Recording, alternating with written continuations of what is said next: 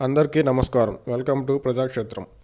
Janasena TDP ఉమ్మడి సభలో పవన్ కళ్యాణ్ గారి ఆవేశభరితమైన ప్రసంగం విన్న ఎవరికైనా వైసీపీని గద్దెదించాలనే కసి పవన్ కళ్యాణ్ గారిలో ఏ మేరకు ఉందో అర్థమవుతుంది. జెండా సభ అనంతరం టీడీపీ జనసేన శ్రేణుల్లోనే కాక ప్రజల్లో సైతం ఇంకా చర్చ నడుస్తుంది అంటే అది కేవలం పవన్ కళ్యాణ్ గారి ప్రసంగం ఫలితమనే చెప్పొచ్చు. పవన్ కళ్యాణ్ గారి ప్రసంగంలోని చాలా అంశాలు ప్రజల్లో బాగా చర్చకు వచ్చాయి.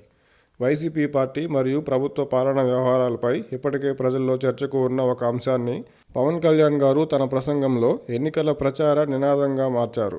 రాష్ట్రంలో 5 రెడ్లకు మినహా వైసీపీ పార్టీలో కానీ ప్రభుత్వ పనుల్లో కానీ ఇతర నాయకులకు ఎలాంటి అధికారం లేదని, కేవలం 5 రెడ్ల కోసం 5 కోట్ల మంది ప్రజలను ఇబ్బంది పెడుతూ దోచుకుంటున్నారని తీవ్రస్థాయిలో పవన్ కళ్యాణ్ గారు ధ్వజమెత్తారు.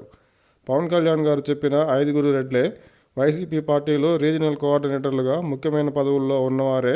ఇసుక, మద్యం, మైనింగ్ రంగాల్లో ఈ 5 రెడ్లదే అతిపెద్ద భాగస్వామ్యం అనే చర్చ, భావన ఇప్పటికే ప్రజల్లో ఉంది. ఈ మధ్యనే శ్రీకాకుళం వైసీపీ సీనియర్ నేత ధర్మాన ప్రసాదరావు గారు సైతం తమ జిల్లాలో కడప నుంచి వచ్చిన రెడ్లు పెత్తనం చేయాలని, భూములు తీసుకోవాలని చూశారని, తానే వారిని వెనక్కి పంపినట్టు ఆయన చెప్పినట్టు వార్తలు వచ్చిన సంగతి తెలిసిందే.